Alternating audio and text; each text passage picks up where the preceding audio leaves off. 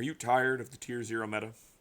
Are you sick of having to either play an absurd amount of floodgates, or banish everything, or try to figure out what the hell is going on with 12 chains all firing off on your own turn while your opponent attempts to combo on your turn? Well, I have an alternative for you. Speed Duels. Now, I believe in honesty in advertising, thereby I am going to be blunt with you.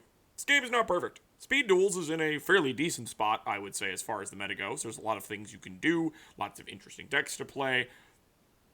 We do have some very stupid degeneracy, but, yeah, I mean, what part of Yu-Gi-Oh doesn't? But ours is a lot less obnoxious, I would say. We only have a single way to go into time, and it's extremely obvious when it's going to happen. But beyond these flaws, which I would say are quite minor in comparison to the rest of the meta, things are great. And so I want to sell you, advanced player I am talking to, as to why you should play Speed Duels, as someone who pretty much only plays Speed Duels. Reason 1, it's cheap. Now, this deck you are looking at here is called TP Volcanic. Twisted Personality. Don't have Twisted Personality on here, but it is a skill card. Now, this entire thing, I got a cart optimized down to $43 on TCG Player with shipping. Now, that is exceedingly cheap. Not for Speed Duels, that's actually kind of expensive for Speed Duels. This is idiotically cheap. The expensive cards are Breaker, who has gone up to $3 and change in the past about month, because we've pretty much all figured out he's the best Limit 3 card we have. Golden Ladybug, because it hasn't gotten a reprint since Speed Duel Tournament Pack 3, and we are now on 4, theoretically. So this is also in the best deck in the format. And Widespread Ruin, which is needing a reprint because it's coming back into vogue again because Wall of Disruption is only kind of okay, and Widespread has definitely come back. So this is the best deck you could be playing right now in Speed Duels. It's solid, it's a slow, grindy control deck that you will just pop everything. It's fun, very enjoyable, depending on who you talk to. But, as the best deck, it happens to be the most expensive. It's not necessarily true of all of them.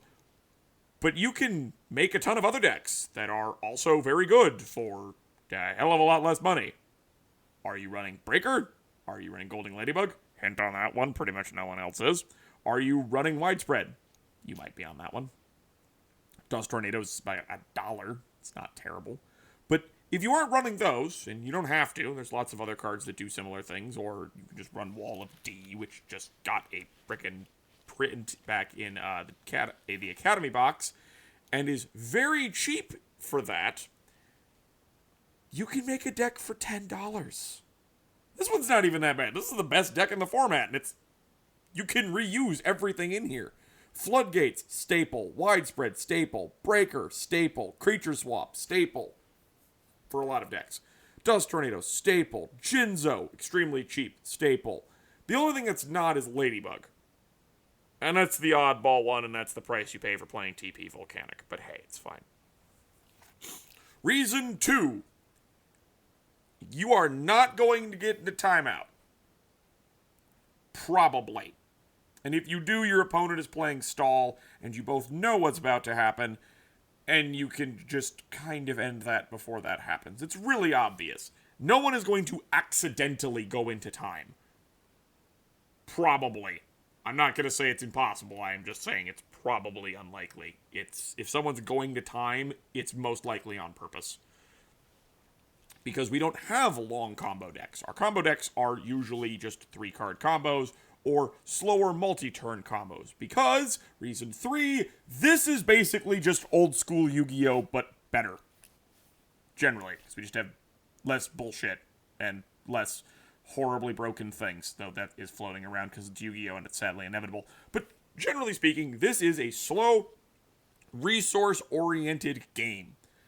And if you enjoy that, you will love Speed Duels. Because we don't just have the slow, resource-oriented one. It's reason 4. Deck diversity.